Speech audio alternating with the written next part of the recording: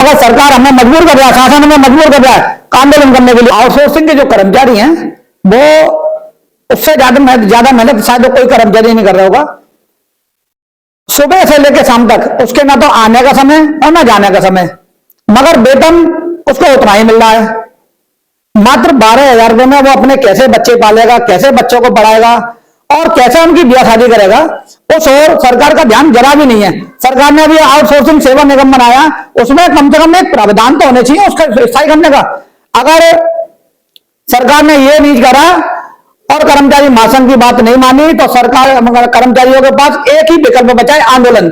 अभी तक हम निरंतर 10 सूत्री मांगों को लेकर ध्यानाकर्षण आंदोलन चला रहे थे, मगर सरकार हमें मजबूर कर रहा है, शासन हमें मजबूर कर रहा है आंदोलन करने के लिए। अगर आंदोलन हुआ तो शायद सरकार को बहुत ज्यादा मुसीबतों का सामना करना पड़ेगा। सरकार की जो निकाय की तरफ जो दोगली राजनीति है वो सरकार को देखना चाहिए।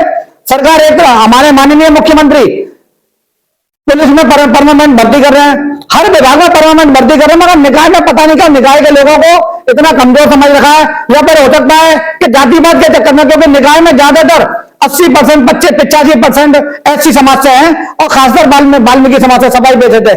उनको सरकार नहीं चाहती कि इनका जीवन स्तर ऊपर उठे, इसीलिए सरकार इनको परमानेंट भर्ती नहीं कर रही है। तो मेरा सरकार से अनुरोध है, जिस तरह अन्य विभागों में जो परमानेंट भर्ती की जा रही है उनमें भी, नगर निकाय में भी परमानेंट भर्ती होनी चाहिए। और जो रिक्त पद पड़े हैं उन पर परमानेंट भर्ती की जाए, और जो संविदा और आउटसोर्स के जो 20-25 सालों से जो निरंतर सेवाएं दे रहे हैं उनको स्थायी किया जाए।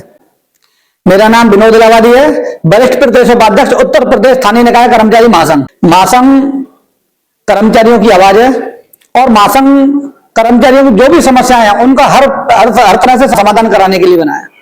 कर्मचारियों की सबसे बड़ी पीड़ा यह है कि काम तो पूरा कर रहे हैं और मजदूरी उनको अधूरी मिल रही है, क्योंकि एक स्थायी कर्मचारी जो काम करता है वही एक आउटसोर्स का कर्मचारी काम करता है, वही संविदा का कर्मचारी काम करता है, मगर वेतन इनको किसी को 25% मिल रहा है, किसी को 50% मिल रहा है।